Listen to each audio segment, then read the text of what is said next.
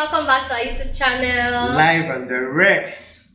My name is Immaculate And theogunlanas, aka Saint Lumi. Never forget ganja. Fine, whatever. If you are a new subscriber or you're just tuning into our YouTube channel, thank you. Welcome, we love you. We love you guys. Our old subscribers, welcome back.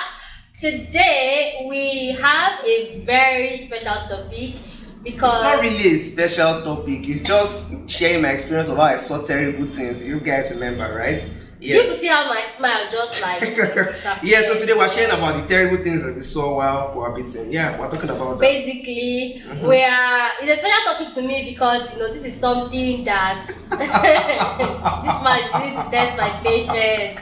But anyway, it's special to me because it's something we did. However, it's not really acceptable to everybody, and not everybody would want to do it. Actually, do you understand? Yeah. So we actually, because we mentioned it, when we're talking about how we met and our marriage and everything, preparations and all of that. So we wanted to actually address it and just talk about it basically. So yeah. Welcome. I'm going to be sharing my terrible experiences, guys. I don't think I'll be smiling after this video. Yeah. Moving on. Yeah.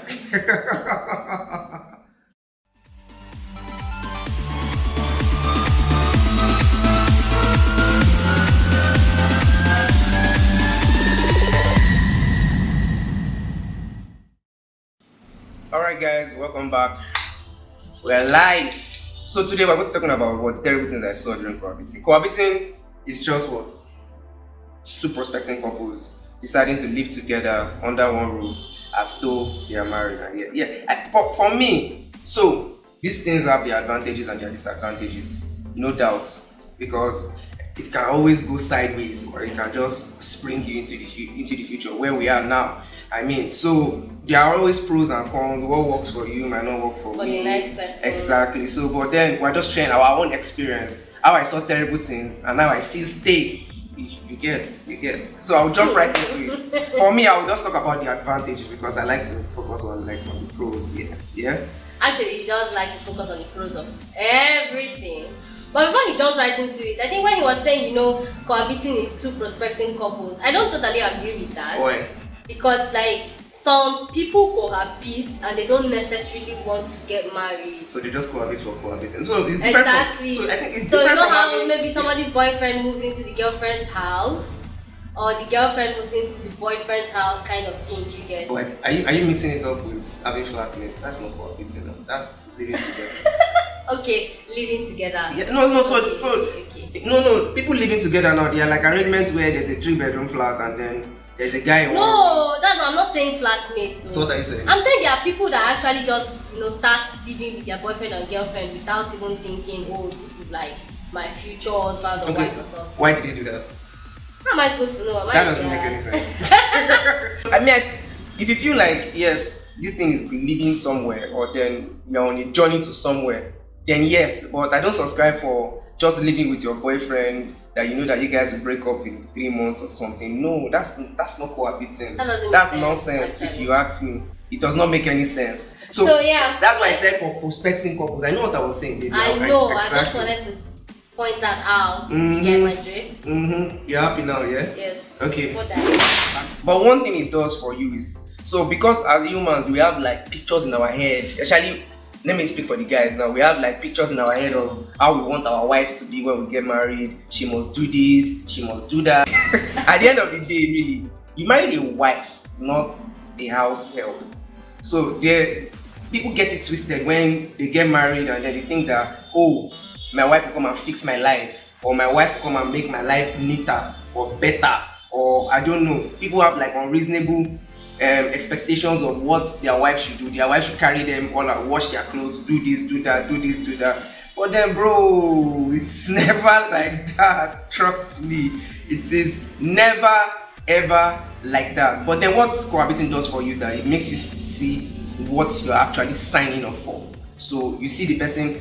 You really cannot pretend during cohabiting. Maybe the first 2 weeks you might try to pretend and hide who you really are. But then, once you get comfortable in your skin, your real self will actually jump out. Yeah, so right. You can't really pretend for long when it comes to cohabiting. You guys at some point you face the realities of this is me, and then you come to the realization of wow, this is what I got.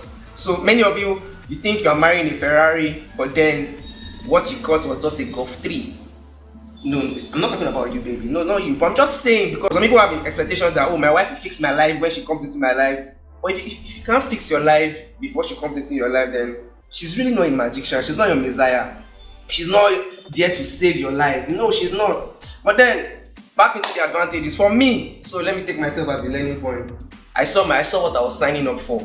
I mean, so I like to keep the house arranged, clean. Just say I have OCD, baby. Go straight to the point. No. Go straight to the point. He has OCD. No, I do not have OCD. Has. No. He had OCD before he came into my life. No, I never did. What? No. Cleaning is therapeutic for me. Very therapeutic. There's a difference. It's like a psychological problem where your psychiatrist says, oh, do your cleaning this way, it will help your life. It's just therapeutic for me. Like I enjoy cleaning, mopping, sweeping. I enjoy those things. I like keeping my environment clean, and I like being the one in the process of doing it. It makes a lot of sense for me. It's very relaxing for me. So I'm that type of person, and then she, on the other hand, is the opposite of me. Like she can be somewhere and not be bothered about if this place is dirty or this place is untidy. I don't like the way you are putting it. No, but it is what it is, baby. But really, you don't really care about these things. You just see, it's not like that. I don't like the way he's making it seem like I'm a dirty pig. I'm not saying that. I'm just saying. So you can come back from work and then take off your clothes and throw it on the floor. When there's a dirty clothes basket, but then you decide to throw your clothes on the floor. These are the things I'm talking about. Whatever. It's not being a dirty pig. No, baby, come on, I love you. Get out. I've signed up for this already. But then I'm just saying. So that's me as a person. I like everywhere being clean, sharp, looking good. But then when we started cohabiting, wow. I saw things. Sometimes I'll come back from work and then the whole house will be like upside down. I'm like, you came back from work, you took off your clothes, you threw your bag here, you threw this one here, your clothes are on the floor. And then it never used to make any sense to me because I'm like, what? Hey, it's only two of us now. It does not matter. I'm like, what? There is no problem if the couch comes to a wardrobe. It's just two of us, nobody else is sitting on it. Wow. You get what I mean? Wow. You didn't like, the only thing you enjoyed doing, which I saw, you enjoyed cooking and then arranging your kitchen. As much as you always loved arranging your kitchen, I didn't understand why you could not just transfer the same energy to the whole house. Oh, my kitchen so your kitchen is always spotless, but then the house is yours. Wow. Wow. So cohabiting made me see our compatibilities and then our flaws. So I saw that we had the vibe, everything, it was good, but then we began to see each other's flaws. Maybe I was overreaching and then I do something, I will confess, I do something, it's not OCD. So I always like to leave the toilets clean. So every time we go out, anytime I'm leaving the house, I leave like toilet cleaners, I put toilet cleaners in the toilet seats, to keep it white at all times. It is just to keep it white at all times. Just to keep it white. When you put the toilet cleaner, scrub the toilet. No, so I'm always the last to leave the house. So once I put it, I'm out. So I mean that gives the toilet cleaner like enough time to marinate. When happy Albert says leave for 15 minutes, brush and then flush. But no, only you leave it for 20 hours. I'm going to work now. And so don't put it. Do you guys get like that was my problem. Like, so you always come back to a clean toilet. Baby. Don't put it. Wow. Don't put it. Because when you come back, the toilet is still dirty because the habit is still there. But then you just ready to clean it off. You come back and brush it. So let's leave this topic. Moving on. So if you're expecting that your partner is going to be here, and then when you guys start cohabiting, you can see that your partner is struggling, cannot even get here. So it makes you see that okay, this is my reality. So I saw my reality and I was like, okay, this is what it is. I love you regardless. I'm still going to go ahead with this. And then cohabiting actually helps us solve all the bickering and all the unnecessary fights that come with living together in the first year of marriage. Like I already knew what I was getting into. So our first year of marriage, we were just having a whole lot of fun because chilling. we were just chilling. I think I can count how many times we had like arguments because I already knew when I come back, I already had like a mental expectation of how I'm going to meet the house because it's not going to affect me anymore. So I grew like a thick skin to it. When I come back, I just carry this one, put it here, carry that one, put it here. while I'm asking her, how was your day? You meet the house. You will not tell them that in that first year of cohabitation, I used to give you food to carry to work every day. You will not tell them all the good things I used to do. Yes. Yeah? Okay, I'm getting there now. I'm getting there. You want to blow your whistle. But it is. Anyways, based off of all the things he has said, I think the first disadvantage I would like to point out is all of these things that happened is because and only because we were planning to get married. Now, I will not move into his house. Well, we will not move in together. Let's just put it like that. If we were not planning to get married, if it was just a matter of this is just my random boyfriend. Yeah, true. I wasn't sure about the next step I was going to take. It would not happen. So we started the cohabiting after she had given her the ring. So we had even we had gone. I think I had even gone to see your parents. So we already knew that this was the next step. Yes. You understand? Yes. So it is not that we were cohabiting and she was thinking, when is he going to propose? Exactly. No, that wasn't because I'm pointing that out because if you start living with somebody, you would have an expectation in your mind that because you're already performing wifely duties to this person, you expect that this person is going to marry you. It doesn't always work like that. If you're living with your boyfriend or you're living with your girlfriend, cohabitation does not necessarily lead to marriage unless you have already gone that step and said, okay, this is the next step that we are going to take. Okay, so let's not confuse. Yeah, anybody. But then sometimes during cohabiting, so you might see some things and then you just be like, I'm not doing this is it. Exactly. So it's an eye opener. You see things. Or it might also lead to, okay, maybe I can marry this person. Yeah. You understand? So I think cohabiting actually creates room for couples meeting halfway. So because relationship is really all about compromising. So I put in effort, you put in effort, and we say, okay, we can make this work if only we do this. Meet each other halfway. So because nobody is actually perfect. We all have our flaws. We have our as perfect as she looks, as immaculate as she looks. She has like her flaws and all. She's not really a perfect human being, neither am I. So that's what cohabiting does. It just makes you, and since you guys are friends anyways, and you know that you really want to make this work, we always just come to a compromise and meet each other halfway. It makes life easy. It makes life really, really easy. Another point to note about cohabiting is finance. So if you move into a house with somebody, even if you are flatmates, like obviously the bills come into play. How food is going to come on the table comes into play. So of course, if a man and a woman lives together, like you originally said, like men have that expectation of, it's the woman that is going to cook, it's the woman that must do the laundry, it's the woman that does all of that. So like finance will not come into play because as the woman, you are also expecting, the man will go and pay the bills, the man will go and buy whatever is necessary. If there's nothing, or maybe there's no fuel in the gen, for instance, your whole mind is the man will go and buy it. But listen, like if you don't have that mindset that this is the person I'm going to get married to, obviously like the guy is, if like whatever is happening between both of you is not mutual, it's only like a one-sided relationship. For instance, the girl is so in love with the guy is not like reciprocating in that same energy, there will be no expectation from the guy. Like he will not want to fulfill those things. Go out of his way. Yeah, he will not want to go out of his way to do those things he's mentally supposed to do. You just realize that you're not getting what you want from that relationship. And at the end of the day, finance will not be balanced because there's no agreement. Like if the girl is going out of her way, spending money to maybe put food on the table, spending money to take care of the house, making sure that the house is clean. For instance, like he already said it, I don't do chores, I don't like chores, so I get somebody to clean my house. So like if the girl is going out of her way to spend money to get the house clean, spend money to cook food, and the guy is just coming in like, my house. There are guys like that. See you. And the guy is just coming in like, things have already been done, and like he doesn't have to do anything. In fact, some might even go out of their way and say, Why is there no light? Is there no fuel? Like expecting the girl to also do all of that. So yeah, like.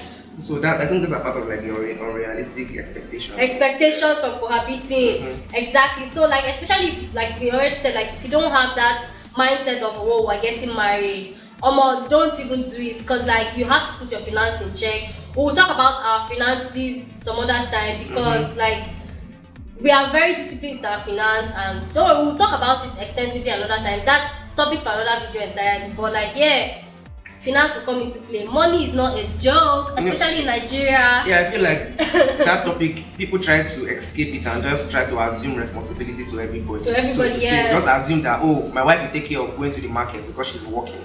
Or my husband will take care of every other thing in the house because he's working. Because he's the man of the house. Exactly. But I feel like there should be like proper conversations about it to say, how are we going to run this home? How is it going to run? Exactly. How is it going to go? So especially if you're not considering it like a home. Exactly. Do you understand? Like if it's just boyfriend and girlfriend and nobody's seeing it like a home, it becomes confusing. That's why I said prospecting couples. Exactly. Cohabiting is actually supposed to be for prospecting couples, not for boyfriend and girlfriend. Please don't live with anybody you're not sure you're going to marry. You know, some of the time. Yeah, but yeah. That period when we were living together, you know, one of the major things I noticed with him was he doesn't share. Like he doesn't talk. Like all of that could be suffering inside, like as if he wants to faint. Something will be eating him up and he will not share. And so because I know that something is eating him up, you know, women's instincts now, I know there's a problem. But like he won't share and you keep asking him, oh baby, are you okay? And he will just smile, you know, his nonchalancy, his ataraxia, he will just smile it off and just like, you know, move on. And those things affect your relationship in the long run if not, you know, handled properly. So yeah, I think that's another disadvantage. I'm just hearing this one, really. We learn every day. Basically. Wow. So yeah. I think another thing I want to point out with cohabiting, which could be a disadvantage or an advantage depending on the way you look at it, is unwanted pregnancies or like health issues. So for instance, like I said before, if you're just cohabiting with somebody that you're not sure you're going to get married to and you are the only one faithful in your relationship, the other person is unfaithful, as the case may be, only God knows what you carry and, you know, come home, come back to and all of that. And then you as the woman, because you are living together, of course, unwanted pregnancy might be doing you. Your body will be doing what does that even mean? Protection will not be. You will just fall into pregnancy. Do you understand what I'm talking about? Oh God. So, I mean, like, you have the worst descriptions of things ever. What? If you fall into pregnancy, like you trip and fell. Yeah, wow. You get confused. Do you understand what I mean? Like, especially if you're not ready to get married, you don't have that discussion. Oh, don't do it, because like, why do you want to put yourself, the next person, and the unborn child through stress? And which is why people will lead to obviously other decisions. But wait, I don't want to confuse it because it does not. It's not. People can still fall pregnant. Obviously, you can still fall pregnant whether you're cohabiting or not. I'm just saying that cohabiting itself might lead to other things that you're not prepared for. That's what I mean. When you said health issue, I wasn't thinking maybe something that your partner has, and I think it makes you understand how to manage it. So, well, that could be I understood. I'm the guy that likes to do chores and stuff, and then I will never let her sweep for health issues. Yes, so those are the health issues you should actually understand, because I feel like many people don't know these things. They don't understand how it works, and then you just expect that, oh, your wife should be the machine of the house, sweep, mop. But what if she's reactive? What if she reacts to dust? What if there's an health complication somewhere? I think it gives you a chance to actually pay attention to your partner. What you say, oh, see, what? Say that. Anyways, yes, I agree. I mean, exactly. So I think so. There are like health issues that you might actually discover that people don't really naturally disclose because I don't know, they're not comfortable with sharing at that point in time. But cohabiting sometimes makes you come to the realization of, okay, this person suffers from this. From a certain thing, yes, how to manage it, and if you would actually be able to spend the rest of your life managing it. For instance, if the person has maybe high BP issues, diabetes issues, you know. So that just means that the person's meals will be different. So you have to now start training yourself on how to feed this person, because yes, this is what it is. As long as you signed up for it, it is what it is. Exactly. You know what I mean? I think another thing to note for cohabiting is there's going to be family and religious issues. So if, like we said in our video, right, nobody knew we were living together, because obviously it was going to cause issues. So we did it on the low. Like nobody knew. On the low. Nobody knew. Okay, well, your sisters knew. Yeah, you know. Nobody in my area knew. But maybe because I'm the woman, so nobody serious in my family knew. I think the only people that knew were my younger sister and my aunt. And my brother, of course, that's my nigga. So yeah, but like my parents didn't know, my aunties did not know. No, they're gonna kill me. So yeah, those things are going to come up in cohabitation. You know, unless you want to do it on the low like us, it's going to come up. The family issues, you know, how people will shame you. Oh, you're already living with a man, doing wifely duties when you're not married yet, or you know, you're already paying bills for a woman you're not married to. Of course, you know, men, and they actually men shame men too. What am I going to say? Do you understand? Like, you know, these guys will be like, see, you don't spend money for a woman when you never marry, when you never pay bride price. Do you understand? Those kind of things will come into play. Oh, you just carry babe now for us now. Do you understand? Nothing. Do you understand? All those kind of things will come into play. Another thing that will, because like they will now say, you know, we bring another babe. Do you understand? Those kind of things, not men. What's that? Another thing that will probably come up is your religious issues. So, for instance, you don't go to the same church, or your religion is different. For instance, maybe you're married a Muslim and the other person is a Christian. All those things will come into play, because you now begin to have those discussions of on Sundays what's going to happen. On Fridays, Friday, in case of a Muslim. Do you understand? Exactly. So it doesn't even necessarily have to be like Catholic, Muslim and Christian. It could also be like you're both Christians but in different, denominations. Yeah. You have to sit down and ask yourselves, like, what church are we going to go to? 1, 2. Can we continue going to our separate churches? Do you understand? Okay, so I'm saying this one because I have a friend who, she was Catholic, she got married to an Anglican, and like, of course, there has to be the decision of whose church are we going to go to. So naturally, because they are going to have children, you now ask yourself, which church are my children going to go to? Do you understand what I mean? So those are the things that will come into play during like cohabitation and all of that. So you make all those decisions. It helps you to form like the next stages of your life. It just eases out the whole thing, to be very honest. If the husband is okay with the children going to the mother's church, that's fine. In fact, some children, because I've even heard like some families, some children grow up and they want to become Muslim away from their mom. Or they decide what they want to do. Do you understand what I mean? So all those things will come into play. You have to have those discussions, like agree that whatever happens, how are we doing this? Are you okay with whoever goes to what church? As long as everybody is serving God, we are okay. Do you understand? So yeah, do you have any other thing to add? No, I think that's pretty much it for me. Yeah. So that's pretty much what cohabiting does, and how we don't speak out of what we don't know. We speak based on the our things that happen things that we've seen. us. And I mean, I saw terrible things, and I'm still here. So it does make you make up your mind. You guys, like, maybe you will be thinking, why am I not saying I saw terrible? Because I honestly did not see terrible things. Only day was awesome to me. See, fam, I cannot even lie. I'm spoiled to the brim. Wow. So I can't even lie about that. So don't say, why is he the only one saying he saw terrible things? Because I did see terrible things. I'm sorry, but I didn't. I can't even lie. Boy. So yeah. Yeah, I love you, baby.